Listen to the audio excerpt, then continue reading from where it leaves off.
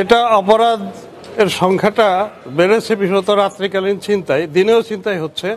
তা আমরা এই জিনিসটা আমাদের নোটিশে নিয়েছি। এটা শুধু গত রাত না, তার আগের রাতেও বেশ কয়েকটা ঘটনা ঘটেছে। তো আমরা এইটা প্রেডিক্ট করতে পেরে আমরা আসলে শনিবারের সকালে আমরা বিশেষ একটা ব্যবস্থা নেওয়ার জন্য সিদ্ধান্ত নিয়েছি।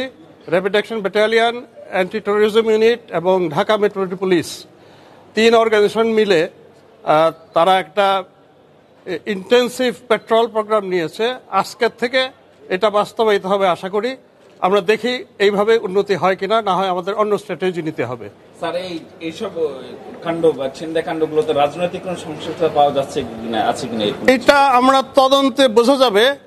আমরা গতকালও র্যাব একজন ছিনতাইকারীকে ধরেছে, সেটা সরাসরি ছিনতাই করার সময় নয়, কিন্তু সংবাদের ভিত্তিতে তার আস্তানায় গিয়ে তার কাছে এই চাপাতি, ছুরি এগুলো পাওয়া গেছে এবং 6 লক্ষ টাকা বান্ডেল করা।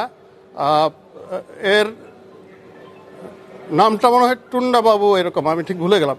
বাট ইন এনি কেস এই আমরা আনটিল উই ক্যান ইনভেস্টিগেট, আমরা ডেফিনেটিভ ওইভাবে বলাটা ঠিক হবে না, but we are in the job, we are in the job. Operation devil hunt যে আমরা উল্লেখযোগ্য কোনো অ্যাচিভমেন্ট দেখছি না, কি কারণ স্যার?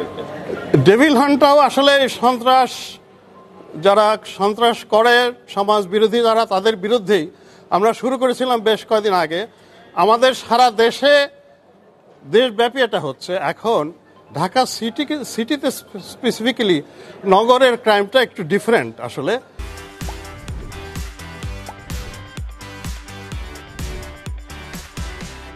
এটা সারা দেশের যে টপোগ্রাফি তার সাথে পুরোপুরি মিলে না।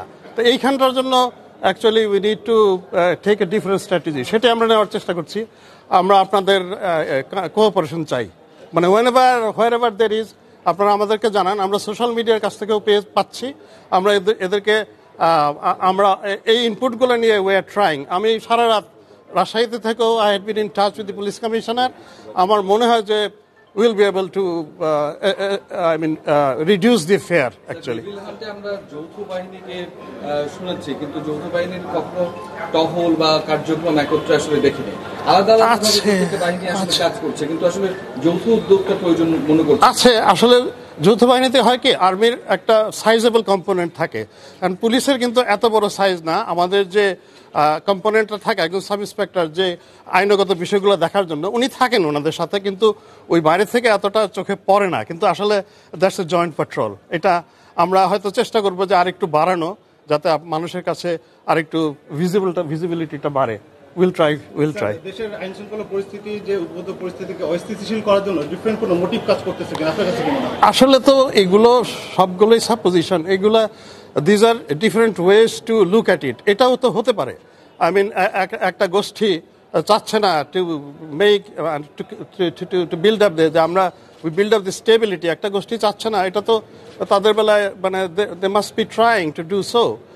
এটা তো খুব স্বাভাবিক, এবং সেটা পেছনে রাজনৈতিক উদ্দেশ্য থাকতে পারে। আবার এমনিতে জাস্ট ক্রিমিনালস, যে এই সময়ে তারা হয়তো মনে করছে যে আমরা হিউম্যান রাইটসের সমস্ত অ্যাসপেক্টগুলা আমরা মেনে চলবো। তার মানে আগে যে তাদের একটা আতঙ্ক ছিল, হয়তোবা তারা ওইরকম চেষ্টা করছে যে এখন তো আমাদেরকে অ্যাটলিস্ট তারা ধরে আদালতে চালান দিয়ে দিবে, কিন্তু এর চাইতে বেশি কিছু করবে না।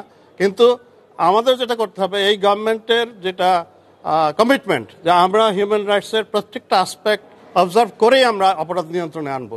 That is our actually commitment. এটা আমরা I want all your cooperation ভাই। বড় কোনো ডেভিল ধরা পড়তেছে না, ডেভিল শূন্য না, দের আর লট। আপনারা যদি আরেকটু ইয়ে করে দেখেন যে কারা ধরা পড়ছে, বড় সন্ত্রাসকারী, চোরা কারবারি, মাদক ব্যবসায়ী ধরা পড়ছে, কিন্তু আমরা জেলা পর্যায়ে স্পেশালি ধরা পড়ছে।